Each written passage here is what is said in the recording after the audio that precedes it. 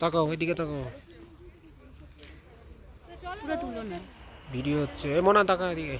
Hello, high hi guys, hi guys, hi guys.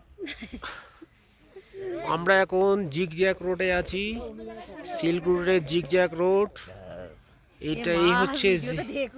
এটা হচ্ছে zigzag রোডের ভিউ। অসাধারণ, খুব অসাধারণ ভিউ আছে এখানে।